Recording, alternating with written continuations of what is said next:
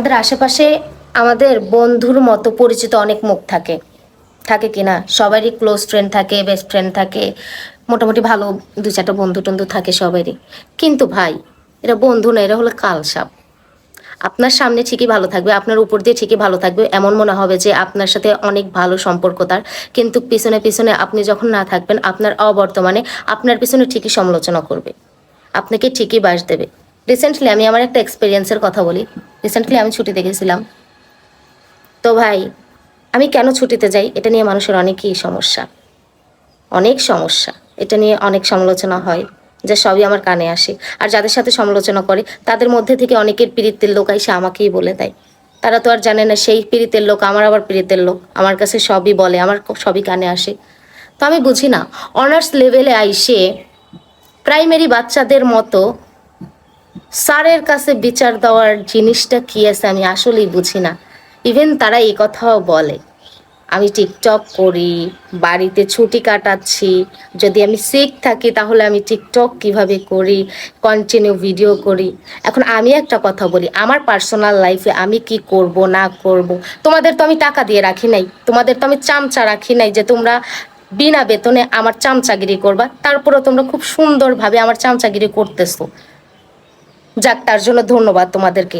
তোমাদের বিনা বেতনে রাইখে আমার অবশ্য দু চারটা ভালো অ্যাসিস্ট্যান্ট হইতেছে। আমার আসলে আমি বুঝিও না যে আমার মতো পাবলিককে নিয়ে তোমাদের সময় খরচ করার এত সময় তোমরা কই থেকে পাও, তোমাদের এতই আজেরা সময় আমাকে নিয়ে তোমরা চিন্তা ভাবনা করো। এটা হচ্ছে আর একটা কথা। আর আমি টিকটক করি না, যা খুশি তাই করি, সেটা দেখার জন্য প্রথমত আমার হাজব্যান্ড আছে, দ্বিতীয়ত আমার ফ্যামিলি আছে, তোমাদেরকে আমি তো রাখি নাই চামচামি করার জন্য। তারপরে তোমরা বিনা বেতনে খুব সুন্দর সার্ভিস দিতেছো, বাহ ভালো। ইভেন তোমরা যারা তোমরা যারা না, ম্যাক্সিমাম পার্সনই বলছে, অনেকেই বলছে, যা আমার কানে আসছে।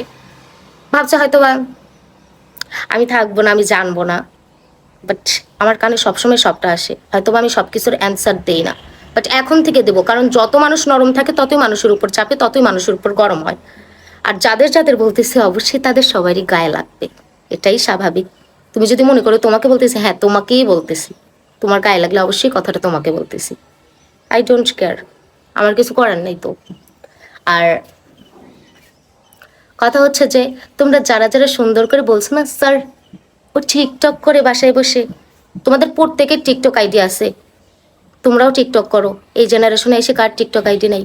তোমরা নিজেরা ধেই ধেই করে টিকটক করে মানুষের নামে যে বলো, স্যার ও টিকটক করে বাসায় যদি সিক থাকতো তাহলে কন্টিনিউ ভিডিও কিভাবে করে? তোমরা রেডি থাকো, প্রত্যেকের টিকটক ভিডিওগুলো সেভ করে নিয়ে তারপর আমি মনে করো ব্যানার টাঙামো, তারপর দেখামো যে স্যার ওরা টিকটক করে, এরা কে করে না, আমি একা টিকটক করি। এখন কথা হচ্ছে যে আমি কন্টিনিউ করে সেটা হচ্ছে ফেসবুকে স্টোরিতে দিই, তোদের যোগ্যতা নেই, তোরা করতে পারোস না, তোরা ভাইরাল হোস না, তোগো সেই নাই কন্টিনিউ করার, বুঝছোস? আর এরপর থেকে আমার পিছনে যেটি লাগতে আসবে, আমি এবার তো ভদ্র ভাষায় বললাম, নেক্সট টাইম ভদ্র ভাষায় বলবো না, বাপ মা তুলে বলবো। নেক্সট টাইম আমার পার্সোনাল ব্যাপারে যদি তোরা কেউ কথা বলোস, তোর বাপ দুইটা, মাইন্ড ইট।